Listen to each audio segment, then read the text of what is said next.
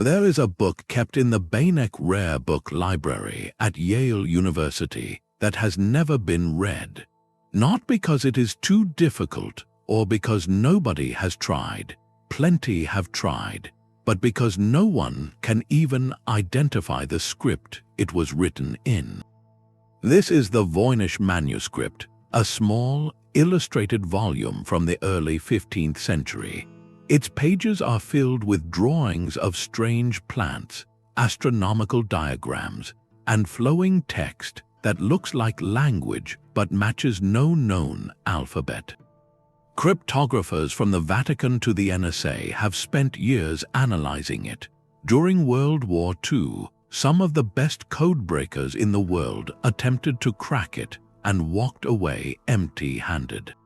Even with modern computing power, no one has come close to reading a single word. Carbon dating places the parchment between 1404 and 1438. The script is real, the grammar seems consistent, the illustrations follow a logical structure, and yet the entire manuscript is a cipher we cannot break.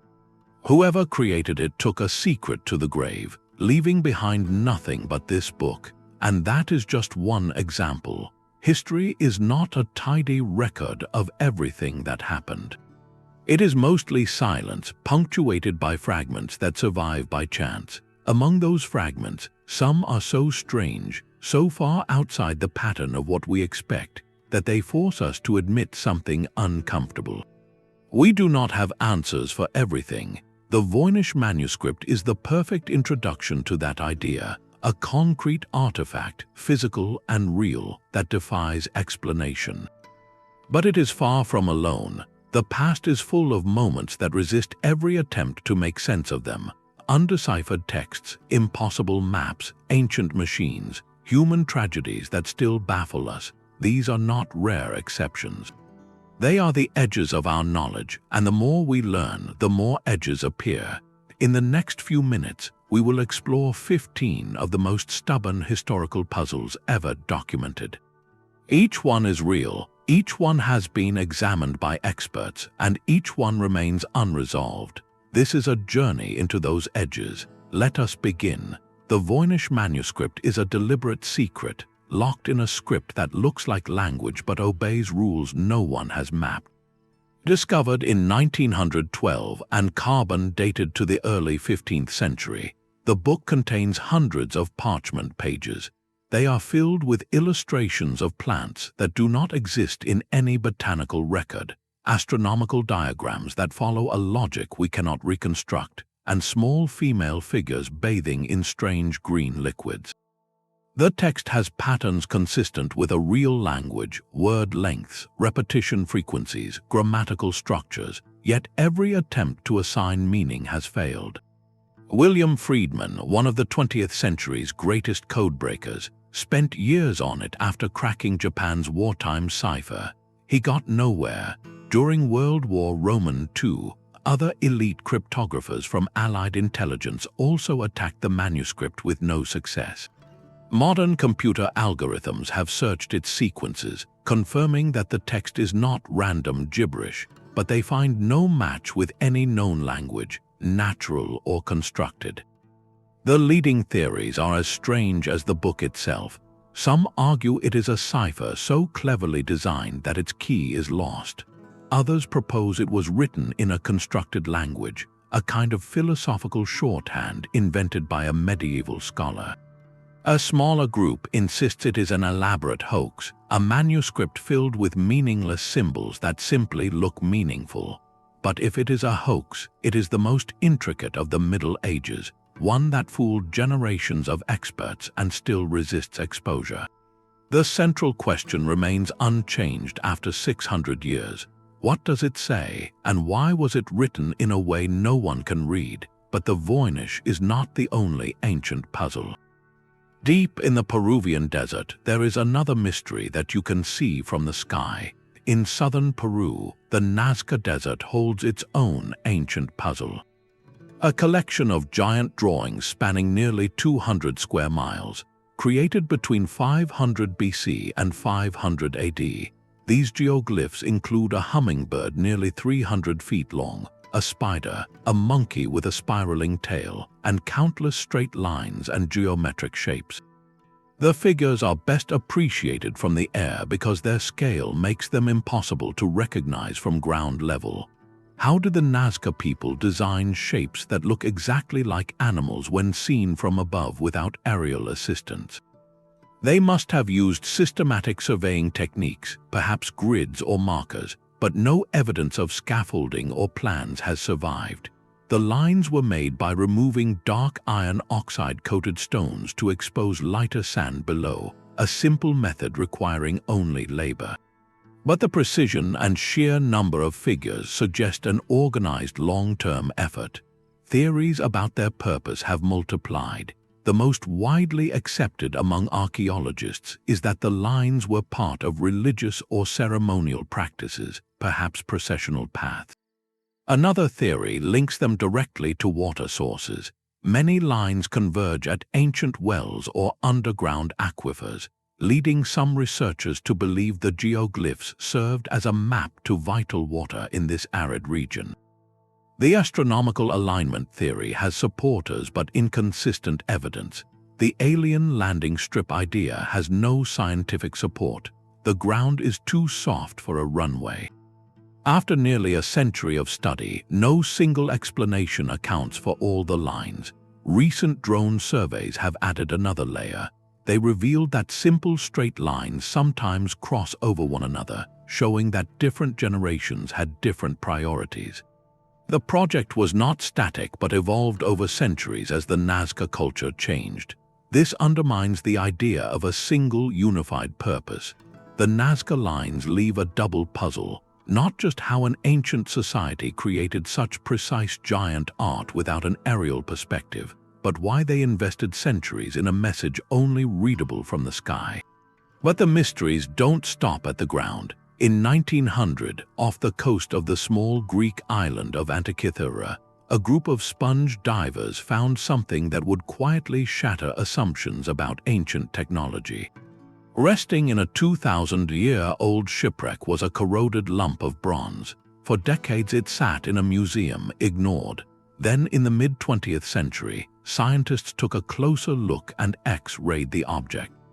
What they saw inside changed everything. The lump was a complex mechanism of interlocking gears, at least 30 of them, cut with astonishing precision, each tooth shaped to mesh with the next. It was a machine built to calculate the movements of the sun, moon, and planets. It could predict eclipses, track the Olympic Games cycle, and even simulate the irregular orbit of the moon, something that required understanding of a principle not formalized until the 1600s. In short, it was the world's first known analog computer, and it was built around 100 BC, at least 1,000 years before any comparable device should have existed. The sophistication is staggering. The gear ratios are mathematically exact. The level of miniaturization in the wheelwork rivals clocks made in the 16th century. Yet no other object like it has survived, and no ancient writer mentions anything similar. So where did this technology come from? Some suggest it descended from Hellenistic Greek engineering traditions, perhaps from Archimedes himself, whose writings describe gear-driven devices that are now lost. Others point to Babylonian astronomy for the mathematical cycles, but that only pushes the question back. Why did such advanced mechanical knowledge appear so briefly and then vanish for over 1,000 years? Modern scanning has revealed that the mechanism is even more complex than originally thought.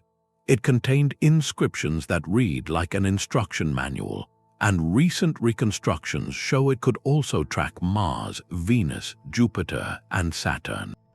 This is not a crude prototype. It is a finely tuned instrument, the product of a technological culture we barely know existed. The Antikythera Mechanism gives us a concrete discovery. A single piece of metal that proves the ancient world held capabilities we never suspected, and it leaves an open wound in history. We have no idea who built it, where the knowledge came from, or why that knowledge disappeared without leaving a single trace in the written record. Stonehenge forces an even more basic question. How do you move a 4-ton stone across 150 miles without wheels, metal tools, or any written instruction? Work began around 3100 BC and continued in phases for over 1,000 years. The largest stones, the Sarsens, weigh up to 50 tons and were likely quarried from the nearby Marlborough Downs. But the real puzzle is the blue stones. These smaller stones, each weighing 2 to 4 tons, came from the Preseli Hills in southwest Wales, roughly 150 miles over land and sea. The question is not whether they were moved, they clearly were. It is how a Neolithic society without draft animals, metal, or recorded plans managed to shift 80 stones across such terrain. Theories hit walls. River transport seems plausible. Stones could have been floated down the coast and up local rivers, but the route crosses the Bristol Channel, and the stones would need dragging overland through dense forest at both ends. Wooden rollers and sledges work on level ground, but the Welsh mountains are not level. Some suggest moving the stones over frozen rivers during the last ice age, but the blue stones were quarried around 2300 BC, long after the ice retreated. Then there is the question of why. The monument aligns with the rising sun at the summer solstice, suggesting a calendar or ritual purpose, but alignment does not explain why those specific stones from that specific location in Wales. Archaeologists found the blue stones were quarried from a site full of natural standing stones already shaped by erosion. The builders may have believed those stones held special properties. Yet even that does not explain the labor required to bring them to Salisbury Plain. What makes Stonehenge genuinely mystifying is not the absence of theories, there are dozens, but that every theory requires us to accept extraordinary organization, planning, and cooperation from a society that left no trace of writing, no currency, no record of any centralized authority. This is not a mystery of lost technology. It is a mystery of lost capability. The stones themselves do not reveal the society that placed them. They only reveal the distance between what we can assume and what we can prove. Standing there today, looking at the upright stones that have been in place for 4,500 years, you realize the real question is not how they did it, but whether we could have done the same with their tools and constraints. That realization changes how we see the past entirely. If Stonehenge leaves us wondering about organization, Easter Island presents a puzzle that seems even more impossible. Easter Island, one of the most remote inhabited places on Earth, is home to almost 900 massive stone statues called Moai. Some stand over 30 feet tall and weigh as much as 82 tons. They were carved from volcanic rock at a single quarry called Roanoke, then transported across miles of rugged terrain and placed on stone platforms along the coastline. No one has ever fully explained how that happened. The quarry itself is astonishing. Hundreds of unfinished statues still lie in the rock, some partially carved and abandoned. The finished Moai were cut from the same soft volcanic tuff using only harder stone tools, but the real mystery begins after the carving. The island had no draft animals, no wheels, no metal. The engineering question is not just how to move an 80-ton object, but how to move it over uneven ground, up slopes, and across a landscape with limited timber. Traditional theories suggested the Rapa Nui people used wooden sledges and rollers, but the island's forests were never dense enough to provide the necessary quantity of large logs. Later experiments proved that groups of people could move a Moai by rocking it side to side with ropes, a technique that makes the statue appear to walk. In theory, it works. In practice, it requires hundreds of people working in precise coordination, with ropes made from plant fibers strong enough to bear the strain. Even then, the terrain on Easter Island is far from flat. The statues had to cross ravines and climb inclines. Then there is the question of why. The Moai are thought to represent ancestral chiefs or deities, and their placement on platforms likely held spiritual and political significance. But the scale of the effort suggests something deeper than simple memorials. The Rapa Nui society invested generations of labor into carving and transporting these statues, and in doing so, they may have contributed to their own downfall. The island's forests were eventually depleted, possibly for moving statues and for agriculture, leading to soil erosion and societal collapse. The depletion of forests reduced food production and contributed to social unrest and population decline. The unfinished statues at the quarry suggest work stopped suddenly, perhaps due to the collapse. The exact method of transport and erection remains unknown, and every proposed technique has limitations. The rocking method, while effective on flat ground, becomes nearly impossible over the island's uneven terrain. The engineering puzzle of how the statues were moved remains unsolved. The Moai stand as silent monuments to both the ingenuity and the vulnerability of the Rapa Nui civilization. Without written records, the methods they used may never be fully understood. But not all ancient mysteries involve massive structures. Some are small enough to hold in your hand, from the impossible scale of Easter Island to something much smaller, but in its own way just as unsettling. In the 1930s, an archaeologist working near Baghdad uncovered something unexpected in the ruins of a Parthian-era village, a set of clay jars, each about the size of a human fist. Inside each jar was a copper cylinder sealed with asphalt and an iron rod suspended through the center.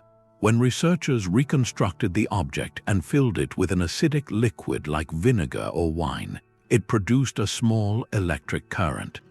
A measurable voltage. The jars were dated to around 250 BC. That means someone 2,000 years before Alessandro Volta had potentially created a working battery. If the Baghdad Battery is what it seems, the implications are huge. Electroplating gold onto silver, for example, would explain the fine gilding seen on some ancient artifacts. Or perhaps the device was used for something ritualistic, a mild shock for a religious ceremony meant to feel like divine power. The artifacts were found near a settlement and a temple, so either is possible. But there is a problem. No ancient text describes such a device. No other similar objects have been found in context that proves their function, and the jars themselves show no clear signs of having been used for electroplating, no residue of metal salts. Skeptics argue they are simply storage vessels for scrolls or organic materials, and that the copper and iron components had a completely different purpose, perhaps as a container for storing sacred oils. The debate remains unresolved, but even the possibility challenges our timeline of technological development.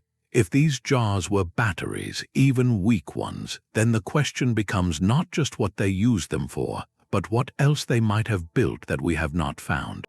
And if they were not batteries, then why did someone assemble copper, iron, and asphalt in exactly the right configuration to produce electricity? That coincidence is almost harder to explain than the intentional design. The Great Pyramid of Giza contains over 2 million stone blocks. Each weighs between 2.5 and 15 tons. For over 3,000 years, it was the tallest structure on Earth, rising nearly 480 feet. The question that has never been fully answered is how the Egyptians cut those blocks with such precision and lifted them into place. They had no iron tools, no pulleys, no wheeled vehicles. The pyramid's base is almost perfectly level, with a deviation of less than an inch across a 13-acre foundation. The joints between casing stones are so tight that a human hair cannot fit between them. That accuracy would be difficult with modern laser-guided equipment. How was it done with copper chisels, stone hammers, and muscle power? The most common explanation is a long ramp built from earth and brick sloping up one side of the pyramid as it rose. Workers would drag blocks up the ramp and place them. but a ramp long enough to reach the top at a gentle slope would have been over a mile long and required more material than the pyramid itself. No evidence of such a structure has ever been found. An alternative is the internal ramp theory, proposed by French architect Jean-Pierre Houdin in the 1980s. He suggests a spiral pathway inside the pyramid. This ramp would allow blocks to be moved up the core without a massive external structure. Recent scans show anomalies that could support this, but without direct access, it remains speculation. Another theory involves water. In 2019, researchers found evidence of a deep shaft beneath the pyramid that may have been part of a hydraulic system. Water from the Nile could have been channeled into a central well. The buoyancy would then help float blocks upward. Heavy granite blocks, some weighing up to 80 tons, may have been raised this way. The shaft might have worked like a lock system. Blocks attached to rafts rose as water filled the chamber. The Egyptians used canals extensively, but the full mechanism remains unknown. What makes this even more puzzling is that the ancient Egyptians left no construction records for the Great Pyramid. The only historical account comes from the Greek historian Herodotus, writing 2,000 years later. He reported 20 years and 100,000 men using machines made of short wooden planks. He did not explain what those machines looked like. So the greatest construction project in the ancient world, millions of tons of stone moved with surgical precision, has no blueprint and no builder's manual. The water shaft discovery keeps the debate alive, suggesting a combination of ramp and hydraulic technology we have not yet reconstructed. Until a complete evidence chain is found, the pyramid keeps its secret. The same uncertainty surrounds another famous object, the Shroud of Turin. This linen cloth, housed in Turin, Italy, bears a faint full-length image of a man with injuries consistent with Roman crucifixion. The image appears ghostly and almost photographic, but no one knows how it formed. The shroud first appears in historical records in 1354. A local bishop declared it a fake, claiming an artist confessed, but no confession or technique ever materialized. In 1898, a photographer discovered that the negative revealed a more detailed positive image, something ordinary paint or pigment cannot produce. The image exists only in the topmost fibers, microns thick, with no brush strokes, pigment, or binder.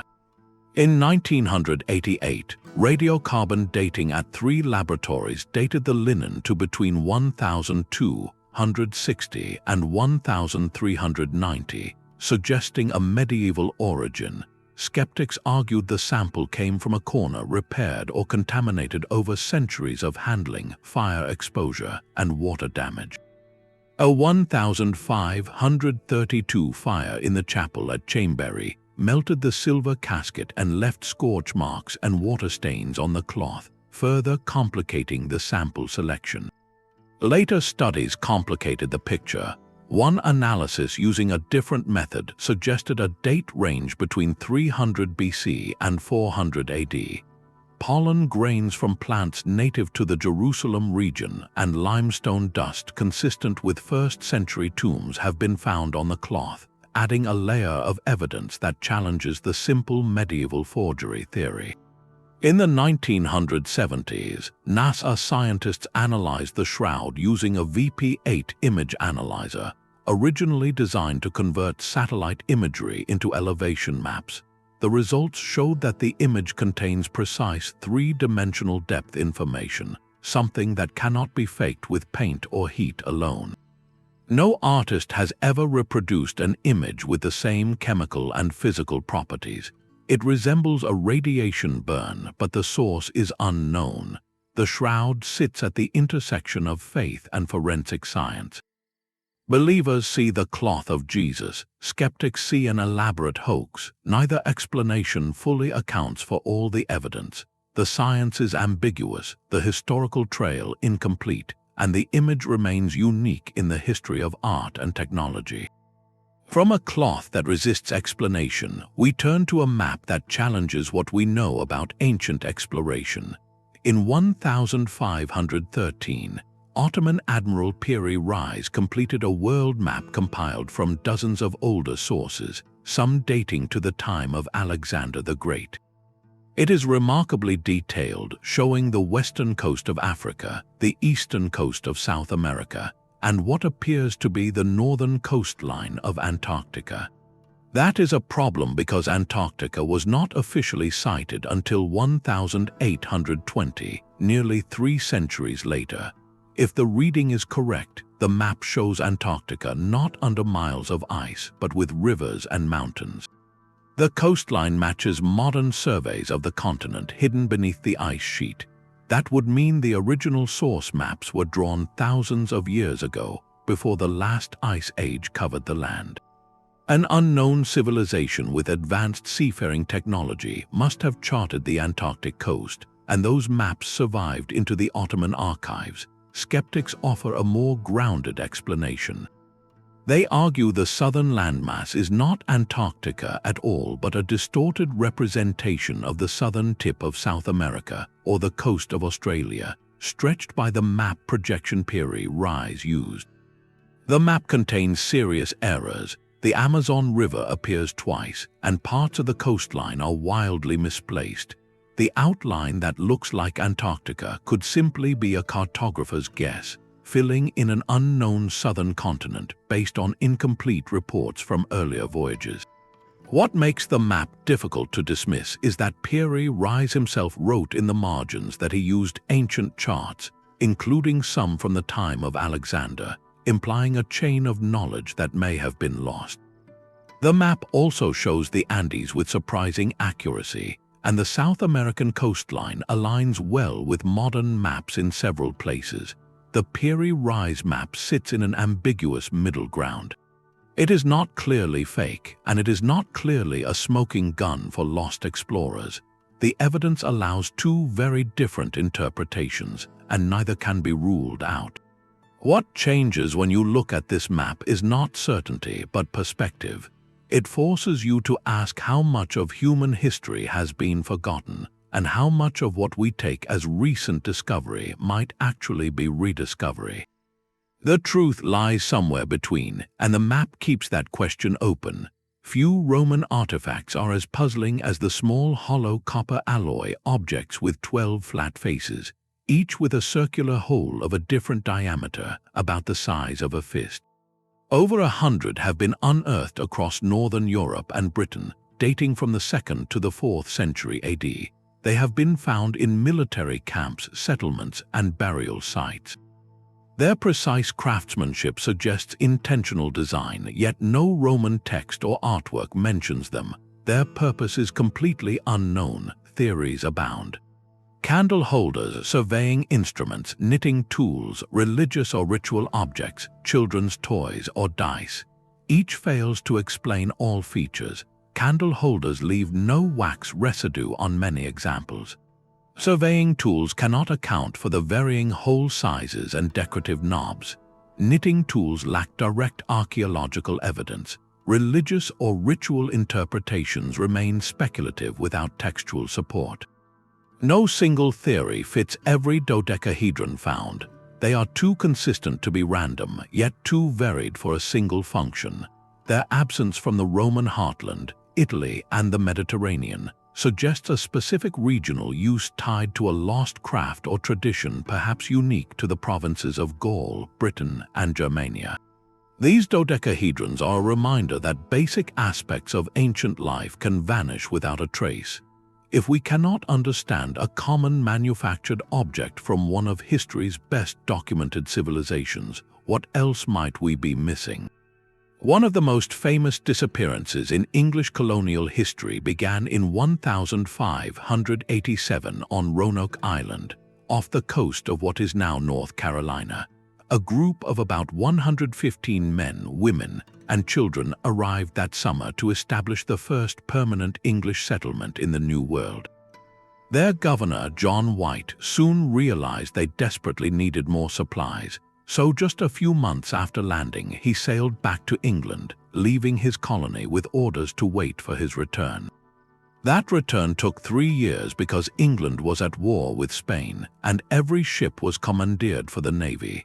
White could not secure passage until 1590. When he finally stepped ashore on Roanoke Island in August of that year, he found the settlement completely deserted. The houses had been dismantled, not destroyed in battle. There were no signs of struggle, no human remains, and no burial sites. The only evidence of human presence was the word Croatoan carved into a wooden palisade post and the letters CRO carved into a tree nearby. Croatoan was the name of a nearby island and also a local Native American tribe. White had arranged with the colonists that if they moved, they should carve the name of their destination on a post, and if they were in danger, they should carve a cross. There was no cross, so White took hope, but a storm was approaching and his ships were forced to leave before he could search Croatoan Island. He never returned to America. The colony was never found. Over the centuries, theories have multiplied. Perhaps the colonists were attacked by the Spanish or by hostile tribes, but the site showed no evidence of conflict. Perhaps they assimilated into local tribes, marrying into the Croatoan or other groups, and gradually lost their English identity. Reports from later English explorers describe Native Americans with gray eyes and European features, speaking broken English in villages 100 miles inland. But these reports are decades after the disappearance and cannot be verified. Another theory holds that the colonists tried to sail back to England and perished at sea, but no shipwreck has ever been connected to them. Even modern archaeological excavations have turned up only a few tantalizing fragments, a signet ring, some pottery, but nothing that solves the mystery. The lost colony of Roanoke remains an open question after more than 4 centuries.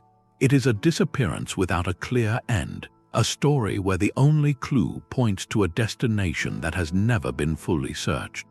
And that silence, that absence of resolution, is precisely what keeps the mystery alive. In July 1518, in the city of Strasbourg, then part of the Holy Roman Empire, a woman named Frau Trophia stepped into the street and began to dance.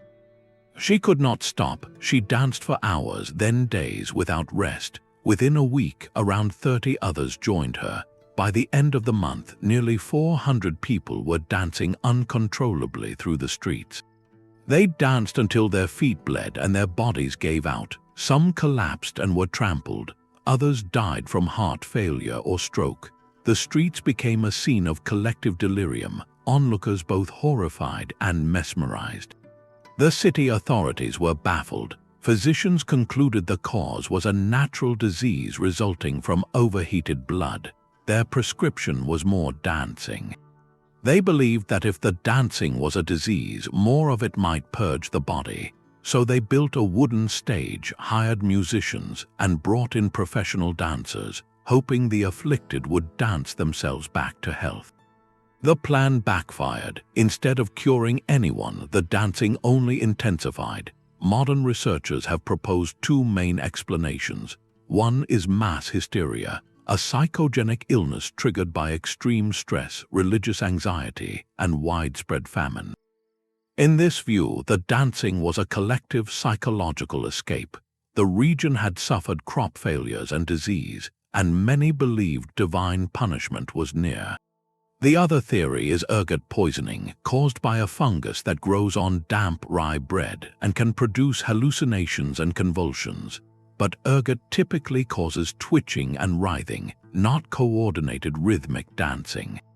And the event remained localized to Strasbourg. A single contaminated batch of grain seems unlikely to produce such a specific prolonged behavior. Nearby towns with similar diets remained unaffected. The authorities' response, building a stage and hiring musicians, further suggests they sensed the cause was psychological, not organic. Despite decades of study, no single explanation fits all the evidence. The dancing plague of 1518 remains one of history's most extraordinary examples of collective behavior. It challenges our understanding of the boundary between mind and body, between individual choice and group compulsion. It carries a practical consequence. Under the right mix of stress, belief, and social pressure, the human mind can produce phenomena that look like possession but are entirely internal. The question is not just what happened in Strasbourg, it is whether such a thing could happen again. The answer, unsettlingly, is that it probably could. Two medieval chroniclers, Ralph of Coggeshall and William of Newburgh, independently recorded a strange event from the reign of King Stephen. In the 12th century, two children with green skin were found near Woolpit, England. They spoke an unknown language, wore unfamiliar clothing, and seemed completely lost. The villagers took them in. The younger child did not survive. The older girl gradually learned English and eventually lost her green color.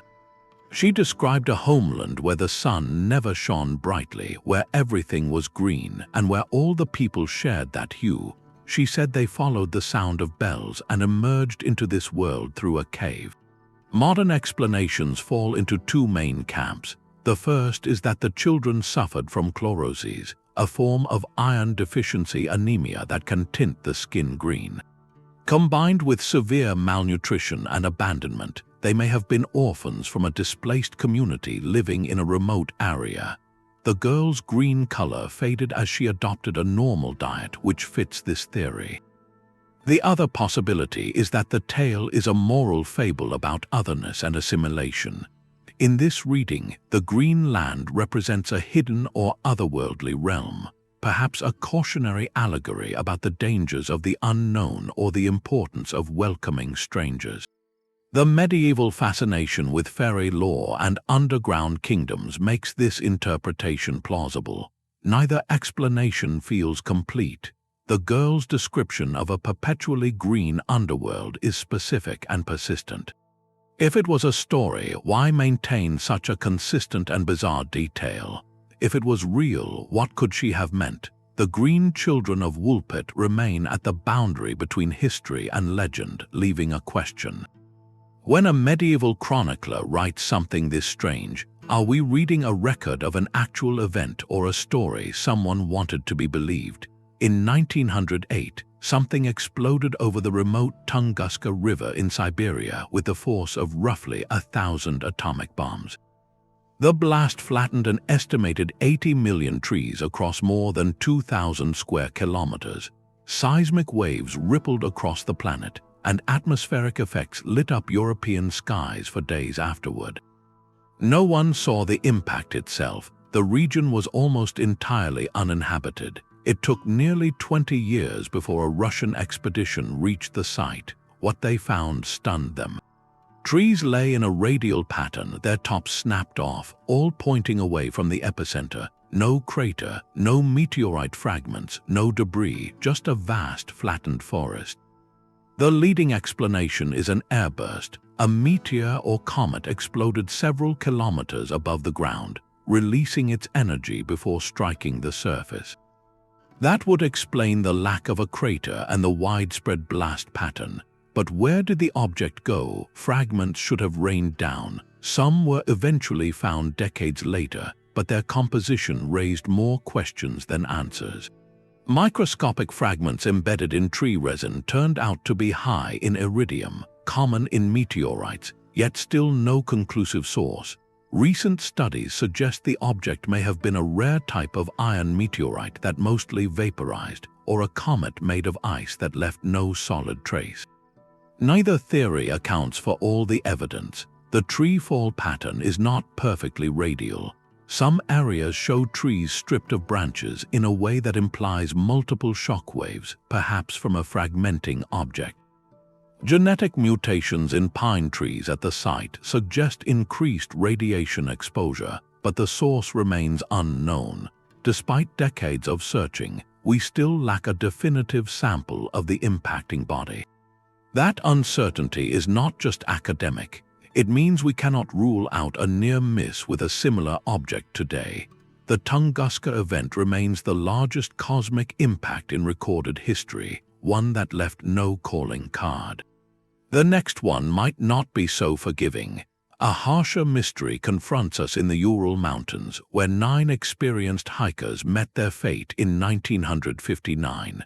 On the evening of February 1, the group made camp on the slope of Kholat-Syakh, a mountain the local Mansi people called Dead Mountain. They were young, fit, well-equipped, and familiar with the terrain. By the next night, something went wrong. When rescuers finally reached the tent weeks later, it had been cut open from the inside. The hikers had fled into freezing temperatures below -25 degrees without their boots, clothes, or supplies. Their bodies were scattered across the slope, some as far as a kilometer away, each with severe internal injuries. Fractured skulls, crushed ribs, damage requiring the force of a car crash. Yet there were no external wounds, no signs of a struggle, and no evidence of an animal attack. The official cause of death was listed as a compelling natural force, a vague classification that has invited endless speculation. Radiological material was found on some clothing, not enough to cause harm, but enough to fuel suspicion. The Soviet government classified the investigation for decades, prompting theories of secret military tests or weapon experiments. The most accepted modern explanation is an avalanche. A slab of snow forced the hikers to cut the tent and flee, and the impact against rocks caused the blunt force injuries. But there were no displaced snow, no avalanche debris at the site. The injuries do not match a typical avalanche. Some hikers had eye injuries and orange skin discoloration that suggests exposure to ultraviolet light, possibly from a plasma discharge.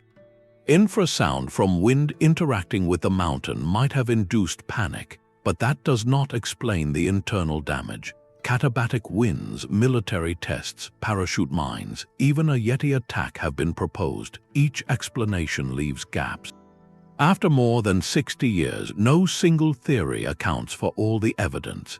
The tent cut from inside, the frantic escape, the catastrophic internal injuries with no external marks, the radiation, the orange skin, the classified investigation. 9 people went into the wilderness, and we still do not know why.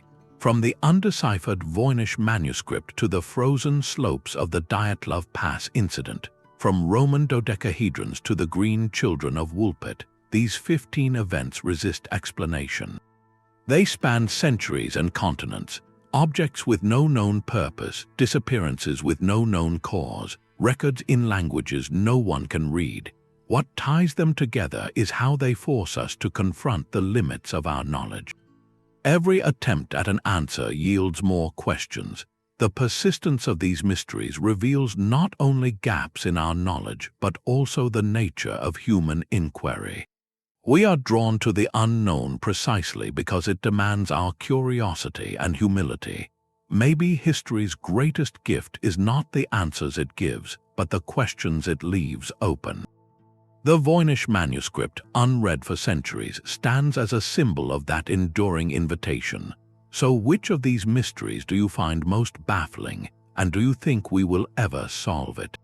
If you love exploring history's greatest enigmas, subscribing means you will never miss a new investigation into the past.